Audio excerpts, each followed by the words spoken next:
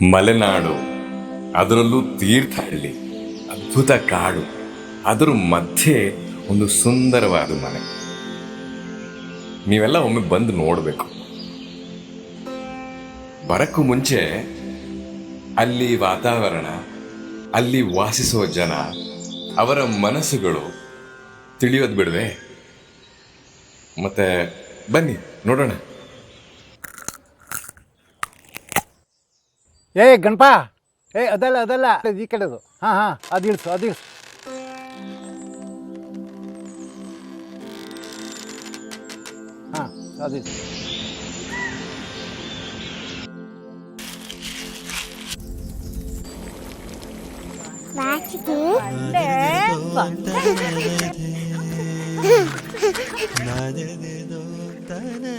ನಾಳೆ ದೀಪಾವಳಿ ಹಬ್ಬ. ಆ ಪಟಾಕಿ ಶಬ್ದಕ್ಕೆ ದನಕರುಗಳೆಲ್ಲ ಹೆದರಾವು. ಆ ಕೆರೆ ಪಕ್ಕದಲ್ಲಿ ನಮ್ದಷ್ಟು ಜಮೀನ್ ಐತಲ್ಲ, ಅಲ್ಲಿ ಹುಲ್ ತಗೊಂಡು ಹಾಕು. ಊರಿಂದ ದನಕರ ಎಲ್ಲ ತಗೊಂಡು ಕಟಾಕ, ಆಯ್ತಾ? ಏ ಪುಟ್ಟ, ನಂದು ಕೊಡು. ಬಾ ಆಟ ಆಡೋಣ. ನಾವು ಆಟ ಆಡೋಣ ಇಲ್ಲಿ. ರೀ ಕೊಡಿ ಇಲ್ಲಿ. ಯಾಕೆ ಹುಡುಗಾಟ ಆಡ್ತಿದ್ರಾ? ಹಾರ್ಟ್ ಆಪರೇಷನ್ ಆಗಿ ಇನ್ನು 1 ತಿಂಗಳು ಸಹ ಆಗಿಲ್ಲ. ಬಾಯಿ ಮುಚ್ಕೊಂಡು ಸುಮ್ಗಿರು. ಹುಡುಗ ಬುದ್ಧಿವಂತಿದೆ. ಅವ್ರ ಅಮ್ಮಗೆ ಹೇಳಾನು.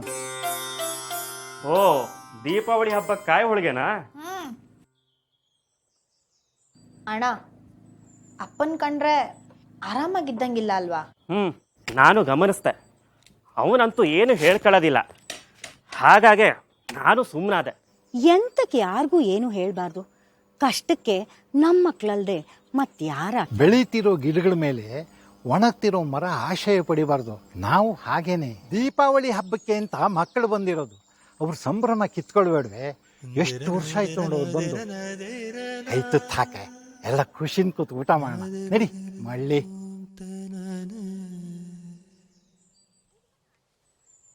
ಅಣ್ಣ, ಅಪ್ಪ ಇರೋ ಆಗ್ಲೇ ಆಸ್ತಿ ಪಾಲಾಗ್ಬಿಟ್ರೆ ಮುಂದೆ ಯಾವ ಕಾಂಪ್ಲಿಕೇಶನ್ಸು ಬರಲ್ಲ ಅಲ್ವಾ? ಹಾಲು ಯಾರಿಗೆ?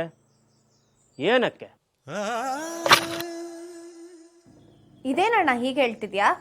ನನ್ನ ಪಾಲಿಗೆ ಏನ್ ಸೇರುತ್ತೆ, ನಿನ್ ಪಾಲಿಗೆ ಏನ್ ಸೇರುತ್ತೆ ಅಂತ ಗೊತ್ತಾಗದ್ ಬೇಡ್ವಾ? ನಾನು ಈ ಮನೆ ಮಗ. ಅಪ್ಪ ಅಮ್ಮ ನೋಡ್ಕೊಳ್ಳೋ ಜವಾಬ್ದಾರಿ ನಂದು. ನಿನಗೆಂತ ಕಾಸ್ತಿಲ್ ಪಾಲ್ ಕೊಡಬೇಕು?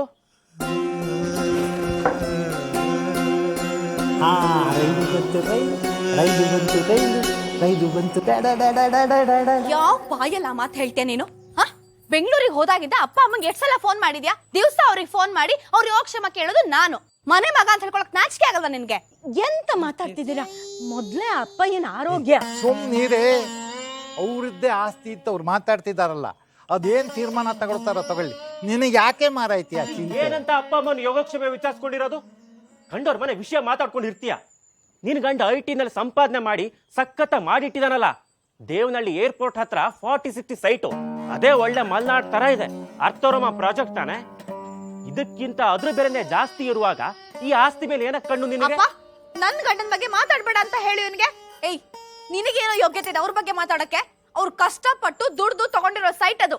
ನಿನಗ್ ಕೆಲ್ಸ ಕಾರ್ಯ ಇಲ್ಲದೆ ಮನೇಲಿ ಬಿದ್ದಿದ್ದಾಗ ನಿನಗ್ ಕೆಲ್ಸ ಕೊಡ್ಸಿದವ್ರು ಅವರು. ನಿನಗ್ ಬಾರಿಸ್ತೀನಿ ಈಗ. ಮಕ್ಳಿಗೆ ಇದೆಲ್ಲ ಅರ್ಥ ಆಗಲ್ಲ. ಹೋಗಲ್ಲ ನಾಟಕ. ಅಮ್ಮ, ನಾನು ಮನೆಯಲ್ಲಿ ಸುಮ್ಮನೆ ಕೂತ್ಕೊಂಡಿದ್ದಲ್ಲ ಅಂತ ಹೇಳು ಹುಡುಗೆ. ನಾನು ಕಷ್ಟಪಟ್ಟು ಮಾಡಿದ ಅಂಗಡಿನ ನಿನ್ನ ಮದುವೆಗೋಸ್ಕರ ಎಲ್ಲವನ್ನು ಮಾರಿ ಕಳ್ಕೊಂಡಿದ್ದು. ಕಷ್ಟಪಟ್ಟಿದ್ದ? ಅಂಗಡಿಗೆ ನೀನ್ ಸಾಮಾನ್ ತಂದು ಹಾಕ್ತಿದ್ದೆ ಅಷ್ಟೇ. ಅಲ್ಲಿ ಕೂತ್ಕೊಂಡು ವ್ಯಾಪಾರ ಮಾಡಿದವಳು ನಾನು. ನನಗದ್ ಹೇಗ್ ನಿನ್ ಪಾಲ್ ಕೊಡಲ್ಲ ಅಂತ ನಾನು ನೋಡ್ತೀನೋ. ಕೇಸ್ ಹಾಕ್ತೀನಿ, ಕೋರ್ಟಲ್ಲಿ ಡಿಸೈಡ್ ಆಗ್ಲಿ. ಯಾಕೆ ಹೋಗೆ? Lakh lakh family dispute case ಇದ್ದು ಇಂಡಿಯಾದಲ್ಲಿ. ಅದಿತ್ಯರ್ಥ ಆಗಷ್ಟೊತ್ತಿಗೆ ನೀನು ಮುಖ್ಯ ಆಗಿರ್ತೀಯ. ಮುದುಕಿ ಅಲ್ಲ, ನಾನ್ ಸತ್ತು ಬಿಡಲ್ಲ. ನಾನೇ ಸಾಯಿಸ್ತೀನಿ. ನೀನ್ ಬದುಕಿದ್ದು ಏನು ಪ್ರಯೋಜನ ಇಲ್ಲ.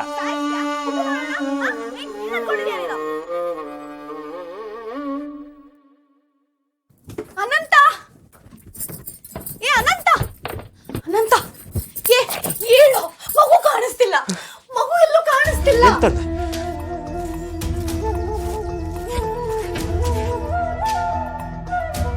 ಪಾಪು, ಶ್ರವಣ,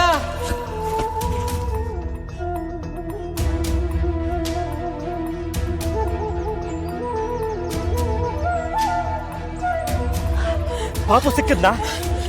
ಬಾವಿ ಹತ್ರ ಎಲ್ಲ ನೋಡ್ದೆ, ಎಲ್ಲೂ ಕಾಣಿಸ್ತಿಲ್ಲ. ಅಪ್ಪಯ್ಯ ಇಲ್ಲಿ ತೋಟದ ಹತ್ರ ಇರೋ ಕೊಟ್ಟಿಗೆ ಹತ್ರ ನೋಡಿದ್ರ?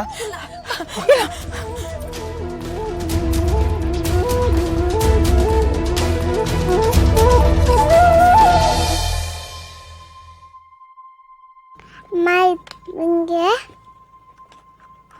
ಮಾಮ ಇದು ನಿಂಗೆ ಇಟ್ಕೋ ಮಾಮ ಇದನ್ನೇ ಇಟ್ಕೋ ಅಮ್ಮ ನನ್ನ ಫೇವ್ರೆಟ್ ನಿಂಗೆ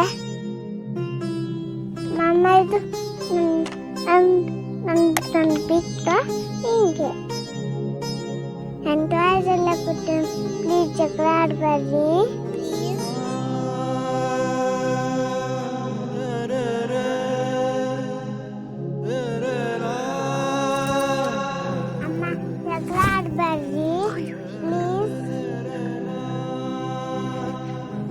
ನೀವು ಜಗಳ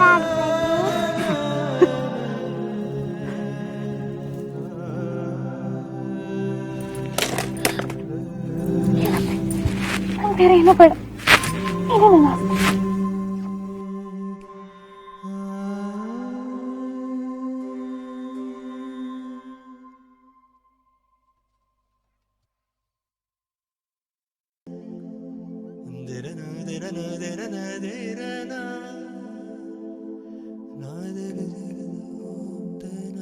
ಅಂತೂ ದೇವ್ ನಮ್ಮ ಕುಟುಂಬನ ಕಾಪಾಡ್ಬಿಟ್ಟ.